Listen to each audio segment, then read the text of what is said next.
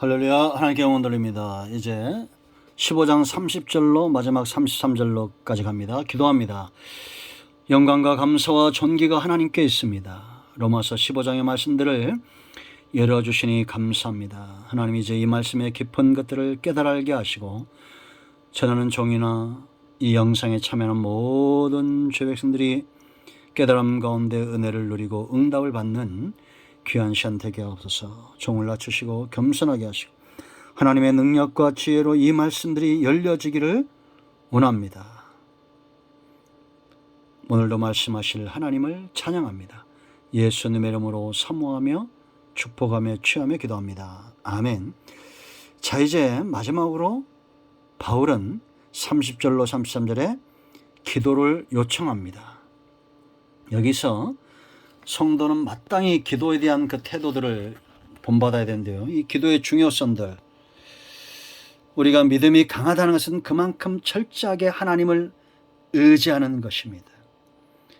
기도는 어떤 것이냐? 그 첫째는 깃발을 드는 것과 같습니다. 지금 로마 교인들은 바울에게서는 생명부지의 사람들입니다. 근데 기도의 자리로 요청하는 거예요. 기도는 바로 이런 겁니다. 우리가 기도하자 하고 누군가 깃발을 들면 다 같이 그 깃발 아래 모여야 됩니다. 왜냐? 같은 성령이 역사하고 있기 때문입니다. 바울의 이런 사역에 대한 확신, 기도의 요청에 대한 확신, 선교에 대한 확신, 구제에 대한 확신, 이런 모든 신앙의 영역의 삶과 사역에 대한 확신은 성령이 그 가운데 역사하는 것이고 하나된 성령이 지금 로마 교회를 움직이고 있다라는 겁니다. 여러분, 지금은 우리가 골방으로 들어갈 때입니다. 우리 자신을 돌이켜봐야 됩니다. 우리 안에 있는 모든 탐욕과 정욕을 내려놓고 하나님께 나아가 기도할 때입니다. 이 깃발 아래 모이십시오. 그리고 이제는 한국교회가 정화되는 일에 우리 스스로 참여해야 됩니다. 자다가 깰 때입니다. 이 기도로 요청합니다. 형제들아, 내가 우리 주 예수 그리스도와 성령의 뭐라 했습니까? 사랑으로 말미암아 너희를 권하노니 너희 기도에 나와 힘을 같이하여 나를 위하여 하나님께 빌어달라라고 말합니다. 같은 성령으로 그리스도 안에 있는 사랑으로 요청하고 있어요. 두 번째, 힘을 같이합니다.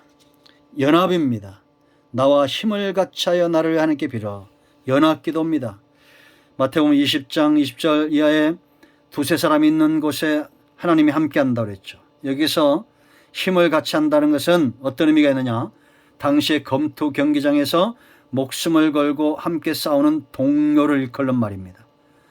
그러니까 죽음을 각오하고 지금 생명의 위협이 있을 때 가장 먼저 이들이 했던 일이 뭐라는 거예요? 해야 될 일이 뭐라는 거예요? 기도하는 거라는 겁니다. 아말렉이 쳐들어왔습니다. 모세 뭐 했습니까? 아론과 홀을 데리고 산에 올라가 기도하는 겁니다. 예수님이 십자가 죽음의 고통을 앞두고 하신 일이 뭡니까? 겟세마네 동산으로 제자들과 함께 나가는 겁니다. 그리고 그 가운데 베드로, 안드레와 야곱을 데리고 합심하여 기도하기를 원했습니다. 육신이 연약한 자들 깨어나야 됩니다. 합심하여 간구하는 일에 이 손이 내려오지 않도록 떠받쳐야 됩니다. 아론과 훌이 모세를 앉히고 한쪽 팔들을 감당하고 그 소리 내려오지 않게 했을 때 이스라엘이 이겼다라는 거예요. 이기기까지, 승리하기까지 기도는 연합하여 계속해야 됩니다. 사단은 절대 지치지 않습니다. 할 수만 있다면 삼킬 자를 찾는 그런 시대 가운데 우리가 있다는 거 알고 힘을 같이하여 기도해야 됩니다. 그리고 세 번째, 기도는 제가 늘 강조하죠. 기도는 항복이다. 한번 따라 하십시오. 기도는 항복이다. 철저하게 하나님께 매달리는 거예요. 31절과 32절 말씀 보면 사역을 철저하게 하나님께 위탁합니다. 31절, 나로 유대에서 순종하지 아니하는 자들로부터 건짐을 받게 하고 또 예루살렘에 대하여 내가 섬기는 일을 성도들이 받을 만하게 하고 나로 하나님의 뜻을 따라 기쁨으로 너에게 나아가 너희와 함께 편히 쉬게 하라 라고 말합니다. 여러분, 항복은 어떤 것이냐? 대적의 문제를 하나님께 맡기는 거예요. 기도에서. 여러분, 기도가 이만큼 중요하고 그래서 기도하는 사람이 무서운 겁니다. 바울이 지금 자기가 서반으로 갈 때, 또 사역을 감당할 때에 대적자들이 있다는 거예요. 나로 유대에서 순종하지 않은 자들, 건짐을 받게 하고 바울을 좋지 않게 여기는 자들이 있다는 거죠. 그 사역을 회방하는 자들. 이런 대적의 문제를 하나님께 위탁하고 있다라는 겁니다. 지금도 마찬가지입니다. 사단은 끊임없이 사람을 통해서 환경을 통해 역사하고, 성령도 끊임없이 사람을 통해서 그 환경 가운데 역사합니다. 그럼 우리는 어느 편에 있어야 됩니까? 너무나 자명한 거 아닙니까? 왜 우리가 말 한마디 하나를 적들이 좋게 합니까? 지금 여러분 코로나19 때문에 온 나라가 지금 어떤 일에 처해 있어요? 고통당하는 데 얼마나 많습니까? 그런데 왜 이럴 때 데모를 하는지 모르겠어요. 그러니까 욕을 얻어먹는 겁니다. 사람들이. 우리가 여러분 하나님의 일도 마찬가지입니다. 우리가 교회를 섬기고 복음을 섬기는 일이 얼마나 막중합니까? 말 한마디라도 우리는 복음을 위하고 하나님을 위하는 쪽에 있어야 됩니다. 대적의 편에 서지 마십시오. 그리고 대적의 문제는 하나님께 맡겨야 됩니다. 그러면 두 번째는 바울 자신의 사역이에요. 한마디 말하면 나로 하나님의 뜻을 따라 기쁨으로 너에게 나가게 하라. 내가 섬기는 일을 성도들이 좀 받을 만하게 하고, 자기 능력 자기 뜻대로 하지 않겠다는 거죠. 자기 능력으로 섬기지 않고 자기 뜻을 세우지 않겠다는 거죠.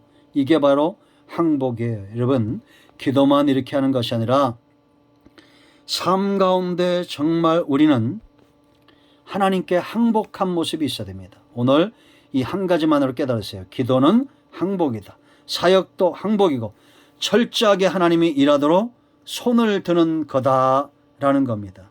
이럴 때 이기는 겁니다, 여러분. 자, 네 번째, 이 기도는 뭘로 끝납니까?